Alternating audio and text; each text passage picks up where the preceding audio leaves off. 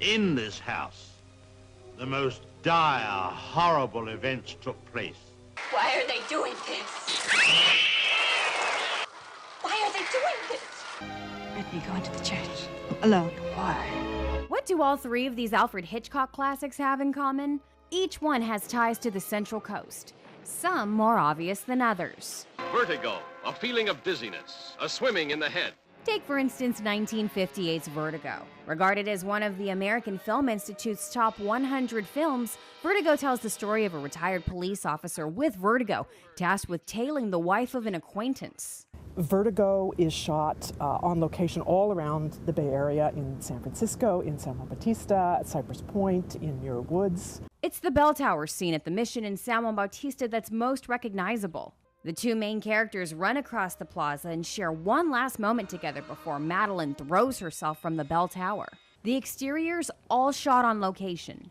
Inside is where Hollywood takes over. The difference is that the Hollywood made bell tower was many flights of stairs, and the one that we have is just a couple of little flights, and they're very small, narrow stairs, and it's not real high.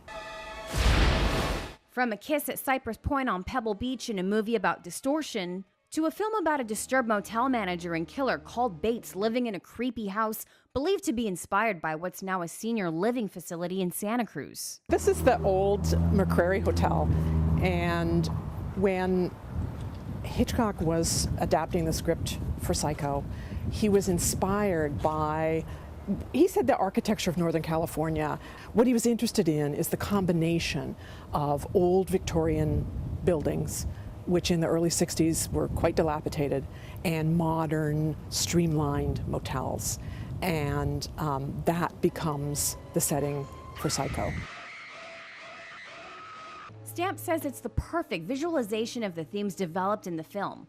Behind the facade of normalcy lurks a capacity for evil in all of us. It introduces a new kind of monster, which is the human psychopath.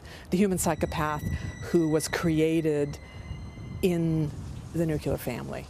And that's a very new kind of monster, and it's particularly terrifying.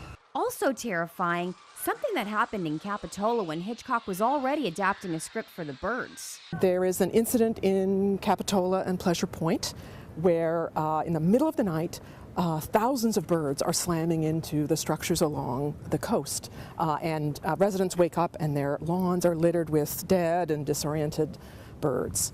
Local legend said he called the Santa Cruz Sentinel the next day to get a copy of the story, and later told staff he was incorporating it into his film. While the movie was shot on location in Bodega Bay, Santa Cruz does get a shout out. He was a resident here for such a long period of time, and that he drew so much inspiration from the local architecture and the local landscape and local stories. I think it's not very well known. But his legacy lives on in his famous films. You know what, there are a lot of people that come from all over, even from other countries. They ask about Vertigo.